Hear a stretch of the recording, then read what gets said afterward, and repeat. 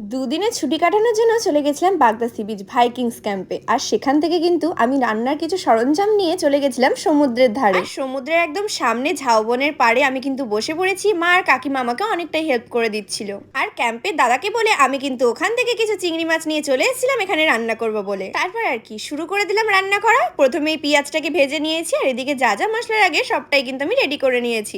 আর এরপর কিন্তু এর মধ্যে দিয়ে দিলাম সেই মশলাগুলো। এবার কিন্তু ভালো করে কষিয়ে নিতে হবে। ও হ্যাঁ হ্যাঁ, আমি কিন্তু বাড়ি থেকে নিয়ে এসেছিলাম আদা রসুনের পেস্ট। এরপর কিন্তু এর মধ্যে দিয়ে দেবো আদা রসুনের পেস্টটা। আর জানো তো এই প্যাকেট আদা রসুনের পেস্টটা দিলে রান্নার টেস্টটাই যেন অন্যরকম লাগে। এরপর কিন্তু মায়ের মধ্যে দিয়ে দিল সস, যাতে টেস্টটা আরো বেড়ে যায়। এরপর এর মধ্যে দিয়ে দিলাম চিংড়ি মাছ। এবার কিন্তু আরো ভালো করে নাড়াচাড়া করবো। আমি কেন চুল বাজছি তাই ভাবছো তো? আমাকে সবাই বলছে আমাকে নাকি ভূতে ধরবে আমি এখানে মাছ রান্না করছি বলে। যাই হোক, বড়দের কথা শুনতে হয় তাই আমি হাসাহাসি করেও কিন্তু চুলটা বেঁধে নিয়েছি। এরপর কিন্তু খেয়ে নিলাম ডাবের জল। আর এদিকে দেখো আমার মাছ রান্নাও রেডি হয়ে গেছে। সত্যি বলতে এটা ভীষণ টেস্টি হয়েছিল। তোমাদের কেমন লাগলো অবশ্যই কমেন্টে জানিও।